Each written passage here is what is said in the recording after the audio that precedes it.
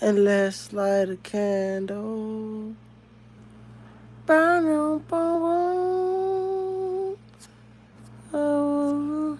But nah, man, I say that jokingly. Shout out Teddy P, man. Like, I need me a real deal. I ain't even stuck, cuz. You know what I would? A dream job. The last dream job, because at this point, you shouldn't be inspiring to work for nobody other than build up your own shit. But if you do inspire to get a job, nigga, I would love to be late night host of a radio show, bro. Like late night shit where I could talk smooth and talk sexy, like, and I can like play music and you know what I'm saying. Disc jockey be the selector to all the fly little music, like old school joints. I want to work an old school juke kind of joint, like where I could just be on there popping my shit to the Mon Dukes. Cause at this point, the Mall Dukes is the attractive ones, right? Like all our mamas supposed to stop screwing allegedly. That's that just works for our psyche to believe that our parents is done having sex. You know what I'm saying? Like it helps us like feel better. But the reality is that ain't the case. But I would love a job where I could disc jockey on the radio and pop my shit and talk to like shout out to the chat line, not the chat line, but shout out to 89.1, shout out to 90.9. Dog, you know what I'm saying? 90.9 had a raw ass little theme song back in the days ago. 90.9 FM Ghetto Radio. And back then they used to have these niggas called Jamaican boys. And them niggas were Jamaican and Haitian. That's a crazy combination. I don't even know if I know a combination modern that is Jamaican and Haitian. Dude, can you imagine? I don't even know the male or the female was supposed to be what. If a Jamaican and a Haitian hook up, that is the most unlikely of hookups. That shit is the most unplausible shit. A Jamaican getting a dog, them is two totally. I know everybody like to put all us ostracize us black people and we all the same, but bitch we not. And not only is we not, all the islands ain't the same either. Dog, just cause a bitch from the island, everybody ain't supposed to just get along cause they from the island. A Haitian and a Jamaican getting along is so probable, dog. It's shit. It's so funny because as I got older, I realized there's a lot of Jamaicans in New York and shit, which I never would have fathomed. I mean, I understood. I always knew Biggie was Jamaican and shit, but it still never. And I knew Busta Rhymes had like some kind of connection and shit, but I never knew. Matter of fact, on some other shit, real quick, I'm gonna get back to the point. Bitch, Busta Rhymes was on that Touch It, Bring It, Babe, Watch It, Turn It, Diva, Stop and Matter with Sizzler Kalunja. Nigga, that remix was fucking just insane. But anyway, I ain't gonna say Jamaica, I mean, New York is more Jamaican than South Florida, but imagine a Jamaican and a Haitian. You know them some wild niggas they had. And so back in my days coming up, they had an underground radio station with niggas that was mixed with Jamaican and Haitian. They call them Jamaican. And them niggas used to run the city. Like they was Jamaican entertainment. And nigga, we had Teddy Bell. Teddy Bell used to bring that was Nassau boys too. And then shout out to Nassau boys. Nassau boys was running a lot of what do you call them companies? The niggas that do promotion companies and shit like that, like promoters, club promoters. So Nassau boys and Jamaican entertainment. Shout out them boys. But anyway, the niggas ran the underground radio station. And that was like my dream as a jit. What up, crazy mob? And go ahead, throw a light before I respond too much into this shit. Or I'm gonna just pop this shit like I'm talking to myself. Dog, my dream was how bro used to have some shit. Shout out to Marty. Marty was straight up Haitian. Marty used to have some shit where he'd just be hooking up little couples and shit. He'd be like, man, where you from? And he'll let the little chick shout out her location. And then a nigga call up sunset, you know what I'm saying? And he'll hook that shit up. And so I used to say, damn, dog, man, nigga. Like, niggas, when I was like the disc jockeys from when I was legit coming up, was a nigga like Al B. I think a nigga name was Al B. Silk or something. Nigga, like, used to say, you a dodo head, a dodo head. Matter of fact, I was riding through Orlando, shout out to the O, and Al B. Silk done relocated in Orlando. That nigga used to be on 99 Jams back in the days.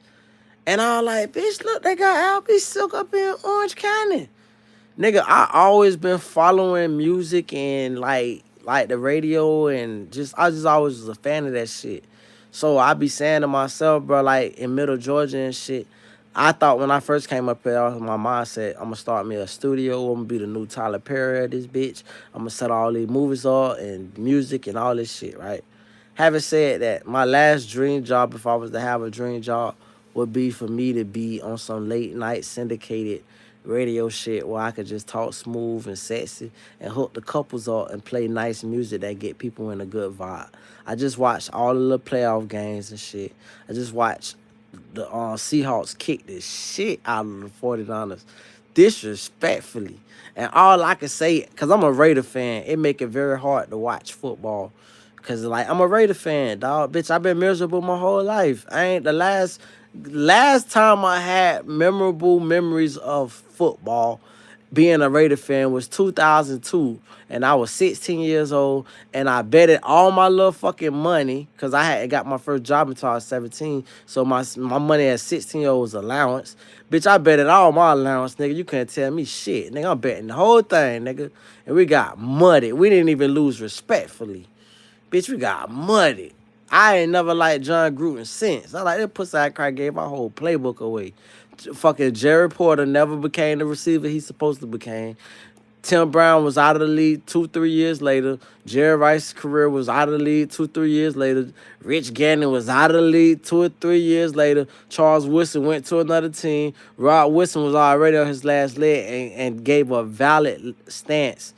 Him being on his last leg, that fuck nigga came and gave his heart to us, and we did nothing with that shit. Dog, think about who we had, dog. We had Charles Woodson and Rod Woodson on the same team, dog. Do you niggas know football? Do you understand what I'm talking about? Do you understand the words that are coming? I ain't talking about the Warren Sapp fucking Raiders. You know, the Warren Sapp that beat the shit out of us. Like, we should have, as Raider fans, we should have never even went for that shit. You was on a team that was rigged to whoop us. Don't get it twisted. Bitch, God bless the dead. My auntie, Lord, she from Temple, Hillsborough County. Bitch, she ain't from Temple, but she spent a lot of her life in Temple before she died. Nigga, big Buccaneers fan. So I always like understood the Buccaneers and shit. Bitch, I went to St. Joseph Hospital right by Raymond James Stadium where they used to have the Kmart. I bust my head there a long time ago inside the Kmart, being an asshole, fucking around. I bust my whole shit. So, bitch, I got a lot of love for fucking that little area and whatnot. But we should have never let Warren Sapp come to the Raiders, nigga. You was on the team that Molly walked us, fam. We can't let you come to us, dog. We gotta stand on principle. And bitch, he came to us, and by that time we was already a shell of who we could have been. So having said that, big shout out to the Seahawks for bouncing back after Pete Carroll threw the Super Bowl. Him and Russell Wilson fucking ruined the dynasty, the Legion of Doom, all that shit. Ruined the whole dynasty. And shout out to Earl Thomas. Shout out to your boy. I can't even think of fan name. I could just thought about Earl Thomas and the running back, Marshawn Lynch. And shout out to your boy Richard Sherman, who be still flipping out about that shit. That nigga got PTSD. And I don't blame him because I ain't never been able to get over the Super Bowl since then. Bitch, I ain't been able to get over. Once I seen that, listen, the worst egregious shit I seen before the Seahawks threw the Super Bowl was when I seen Brett Favre playing for Minnesota. And I'm watching, bitch, Brett Favre, to me, I know like like people look at him now and they probably say this hit and shit. But bitch, Brett Favre, all right, I'm gonna just go back a little bit. Steve Young was my favorite quarterback coming up. That was my favorite quarterback. Before I knew what the fuck really football was about, and Jerry Rice was still with the 49ers, Steve Young was my favorite goddamn quarterback, I can't lie. And then just naturally, because I ain't going to even start, I might as well tell it. I started off as a 49er fan. I became a Raider fan when Jerry Rice got traded to the Raiders. I followed Jerry Rice because I felt like they did Jerry Rice wrong. Bitch, I was a Jerry Rice fan. Jerry Rice was the Kobe Bryant of the NFL for me. Bitch, I hated the Cowboys. I didn't like shit about the Cowboys. You feel me? So fucking when it was Jerry Rice, Merton Hanks and shit. Merton Hanks was our free safety, a strong safety and shit. Bitch, like bitch, we had Jerry Rice, we had Ken Dorsey Jr. We had a dude named Levy. I can't remember his first name, but he was like a running back, Levy. Bitch, we had your boy Terrell Owens, and this is the beginning Terrell. This is before Terrell Owens was Terrell Owens. I remember watching this nigga. Bitch, we had Elvis Gerbalt, and Elvis Gerbalt actually got a slept on career because Elvis Gerbalt ended up like doing his thing for Kansas City and shit. And then Jeff Garcia, I ain't like Jeff Garcia because it felt like they kind of pushed Steve Young out the window, like out the door or whatever. Maybe Steve Young pushed Joe Montana. Joe Montana before my time. But fucking like maybe Steve Young pushed Joe Montana out the window. So anyway, fucking I started out as a 49er fan. So when Jerry Rice went to the Raiders, I think Tyrone Wheatley was probably about to lead the shit or whatever. It don't even matter. Point is, dog, fucking I ended up being a Raider fan. And our success was so limited, dog. It's like once I became a Raider fan, it wasn't no going back to the 49ers when Jerry Rice retired. Because I think his last team he played for was the Seahawks, maybe even the Cardinals. Maybe that was Emmitt Smith team. But I know for a fact Jerry Rice played for like the Seahawks and shit. So by the time we was done, I said, I'm riding with these folks. And bitch, I ain't never expect back then at the age of 16 that this is the last time we gonna go this deep in the Super Bowl. I'm about to be 40 in 7 days, 6 days, or whatever. And I ain't never thought that at the age of 16, my beloved NFL team ain't never getting, not even sniffing a playoff win, let alone come. And you think about how many quarterbacks done came. Bitch, you got this cracker. What's this cracker name? He played for the Jets. The Jets suck ass, and he's about to go to the conference championship. And I watched my team put all this money into this cracker named Derek Carr. And I was like, dog, Derek Carr suck. You don't. The worst thing for a fan, dog, is when you can see what the supposed GMs. It's like they playing with house money or some shit. It's like we see what they supposed to see. Fam, Derek Carr played for Fresno State. They was ass. The nigga had your boy, the same receiver that played with Aaron Rodgers, and then we signed the nigga. I can't think of found name because he's not even notable. But that nigga with the dreads, he had that, buddy. That's like when Calvin Johnson played for Georgia Tech. Calvin Johnson had a quarterback named Reggie Ball. Niggas don't know about no Reggie Ball. Reggie Ball ain't getting no NFL contract because of Calvin Johnson. He should have. No, Sean Marino was a hell of a running back. Matter of fact, I don't even want to bring no Sean into the argument. Let's get back to the point that I'm making. Point that I'm making is, dog, the Raiders suck. The management sucks. The ownership sucks. The haircut that the ownership got is the worst fucking haircut you niggas ever seen. It's the disrespectful haircut. The fact that he walk out the barbershop smiling, it remind me of when Deion Sanders, dog, I seen everything I needed to see when Deion Sanders got invited to, I think it was the Raiders game. We so sorry and so friendly. We say, hey, listen, we want you to sit in our press box and watch your son kick our team ass. Can you do that for us, Prime? Can you sit in our paid for press box and watch your son kick our ass? The greatest thing the Raiders have done in the last 10 years is fucking fire. And it's crazy because this is like putting out their own fires. Bitch, firing Chucky, whatever that bitch name is, that's our own problem. We should have never hired him. We gave that bitch $10 million a year for 10 years, $100 million contract. We was able to weasel out of that shit because some racist shit, even though he been racist. But, bitch, we was able to, like, all right, we can use this shit to our advantage. And then the other fucking thing we did in the last 10 years was we was able to fire Pete Carroll. Thank you, Pete, for giving us the worst conference record or the worst NFL record. Bitch, the last 4-5 games, I've been the most happiest as a Raider fan because I ain't never betted on the Raiders so much and won so much. I just knew we were gonna lose. I betted every game we were gonna lose. When I say bet, I ain't talking about literally bet. I bet it against like in my own mind, like bitch, we got it. I was cheering for us to have the tank, and we tanked.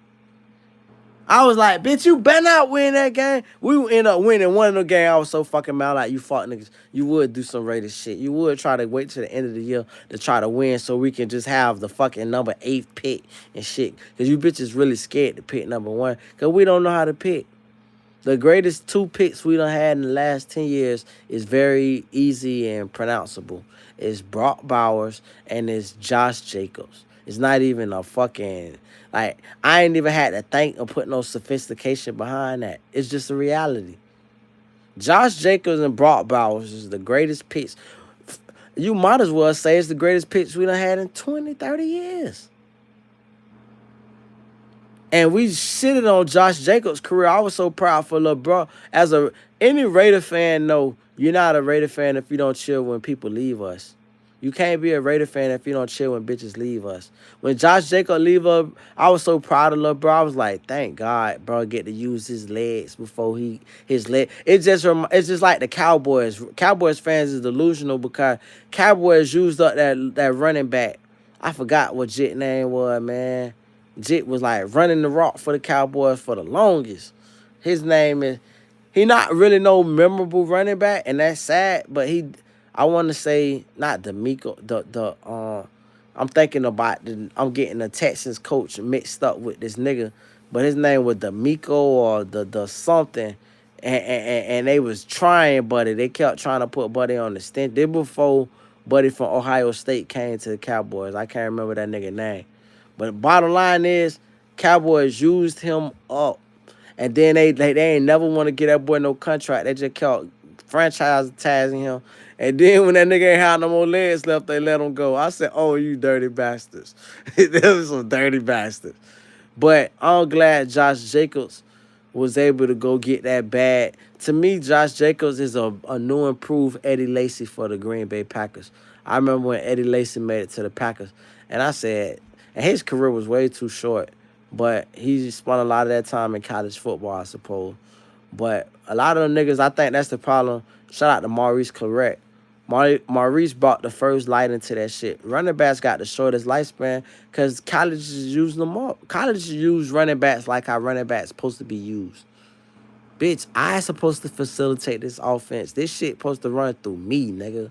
I supposed to get the bulk of the carries and the bulk of the workload. And that's how colleges do. They spare everybody else at the exception of the running back. And then when that running back don't put in 3 years of hard work, a bunch of hits to the thighs and the legs and the lower body and shit, then the college say, okay, you ready to go to the NFL. So what the NFL used to do is say, okay, we like that. Bitch, we finna get this nigga in the first round. NFL got smart on the nigga ass. You niggas used up before you get here. I'm getting you in your prime. When I draft you, I'm drafting you in your prime. And your prime is 3 years. So by the time you finish with this rookie contract, nigga, we got nothing to give you. So shout out to Maurice Clarett, because Maurice was like, bitch, I want to come out early. Bitch, fuck this shit. Y'all talking about being old enough to take hits. I'm taking hits from these big-ass steroid niggas anyway. Bitch, let me come out when I'm 19. I still stand on that shit like running back should be the first to come out. Nigga, don't. Now, the receivers is the niggas that should have to wait because you got these bum-ass quarterbacks setting niggas up. It's like, listen, first of all, man, I ain't trying to knock on wood. Let's knock on wood early. I'm not, hold on, where the wood at, bitch? Goddamn, bitch. Oh, here we go. Y'all hear that? That's knocking on wood. Carson Beck is one of the worst quarterbacks I've seen.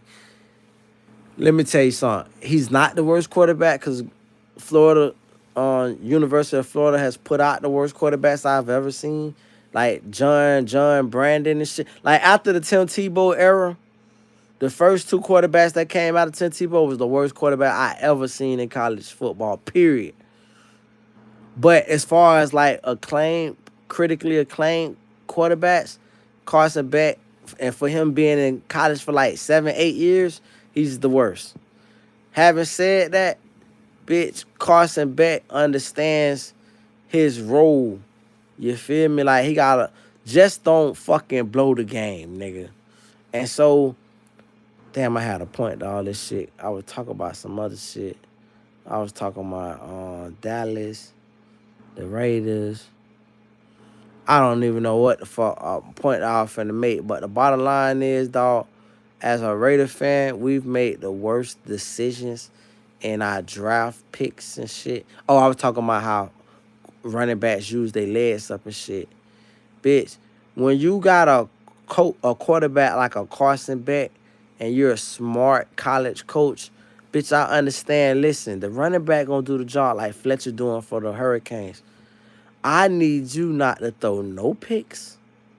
I need you not to take no sacks. Can you do that for me? No picks, no sacks. I don't give a fuck about the touchdowns. I care about the first downs, but I don't care about no touchdowns.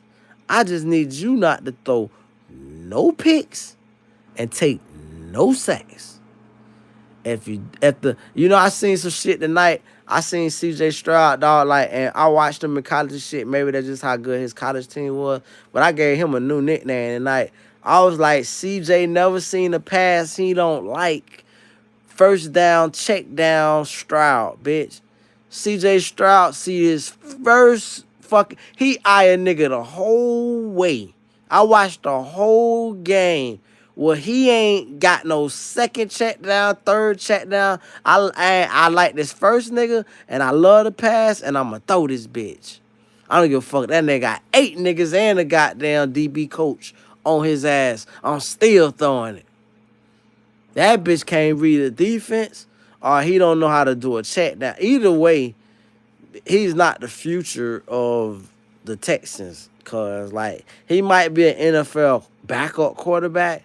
He's not a prolific starter and shit like that. Like that nigga is ass, bro. I'm gonna just be honest with you. He not. I seen enough. I seen his defense go to war for him today, and he shitted on the money, and he can't scramble.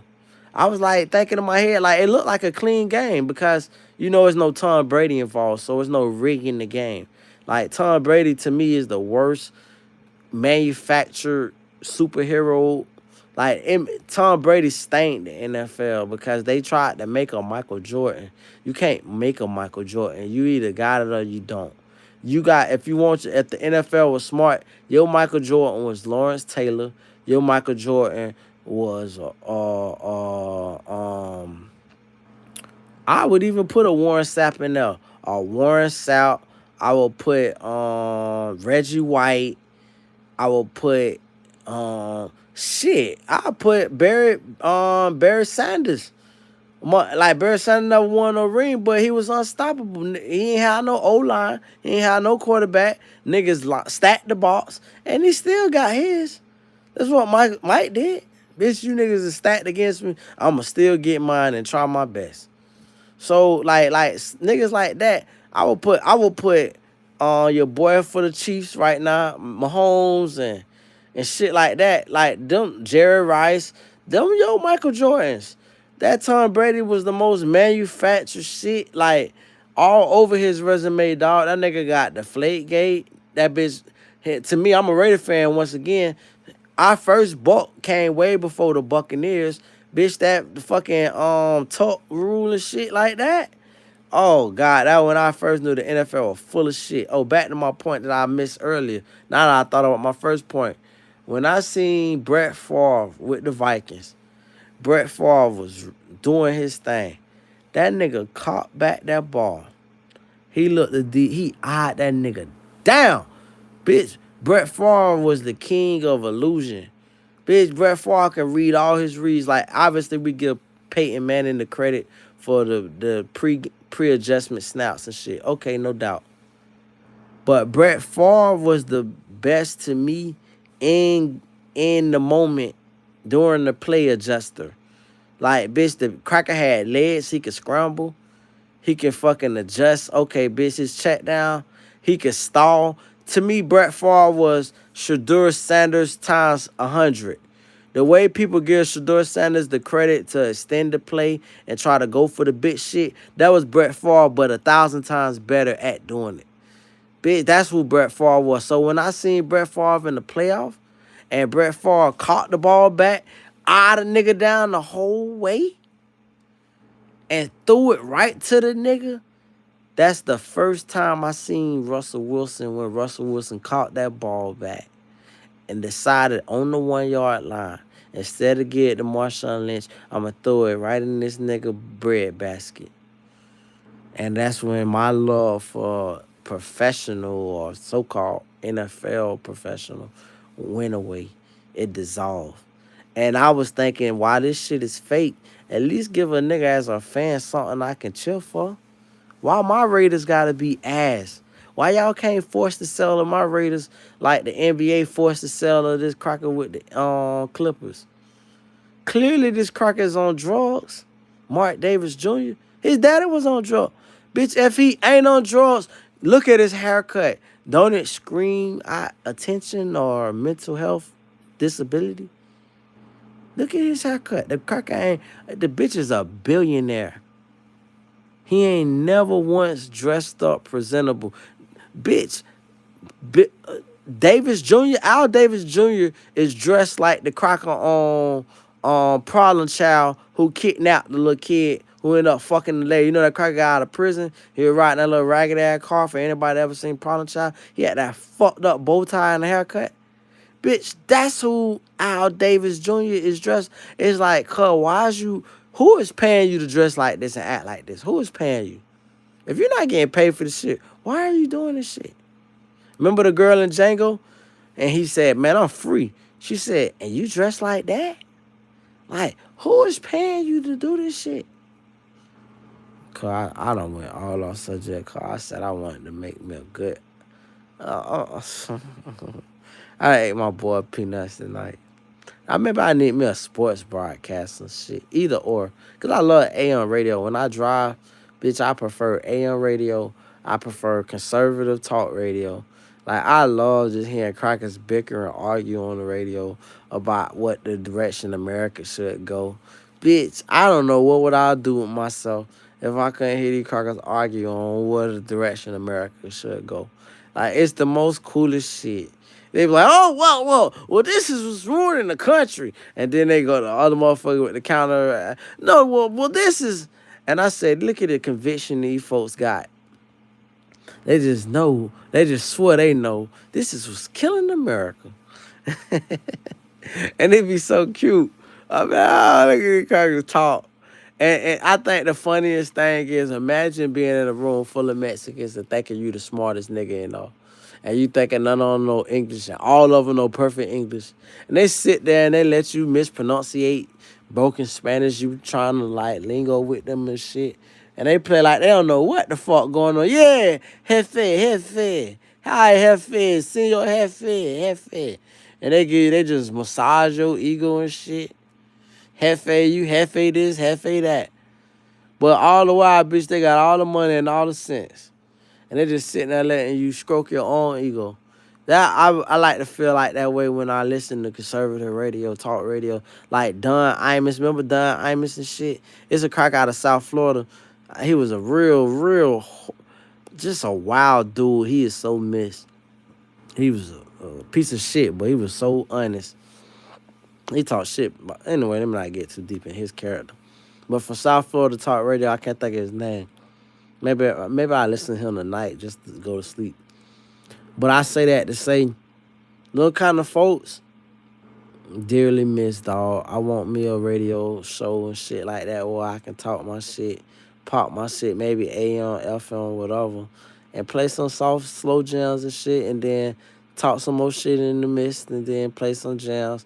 I want to be on a syndicated radio show, so if it's any radio shows that I might come across this, or anybody who knows somebody that can put me in contact, dog, I'll be so low key. I want to work under a certain anonymity.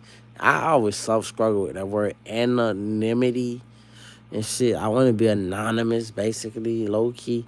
I don't want to work in it for self advertisement and talk about that rock Game Castro. Fuck all that shit. I just want to have the liberty to be on some airwaves, pop my shit, have some um guests come through and interview some guests locally and in the government and all that shit. Talk about like little touchy issues and shit like that. At this point, I've done enough. I feel very great. It's 12:51. I've been able to discuss some NFL topics, a lot of football, and I feel good. These comments ain't never shake because they was just talking crazy. So, like, my new thing is now, no, I'm not responding to no comments. I don't care if you say hi, hello, I'm dying, please call the cops. It is what it is, jit. You get no attention. And with that said, man, Lord, man, everybody, y'all take care. Good night. I'll be back tomorrow. And y'all enjoy yourself. Happy Martin Luther King Day. You know what I'm saying? Happy Malcolm X Day. I believe that they should be celebrated on the same day. And we're leaving it at that. Y'all take care. Oh yeah, R.I.P. Coretta Scott King, that part. And what's her name? Not Shabazz Muhammad. I can't never think of the damn Malcolm X wife name for some reason. But either way, R.I.P. Little Mama too. And y'all take care. I'm out.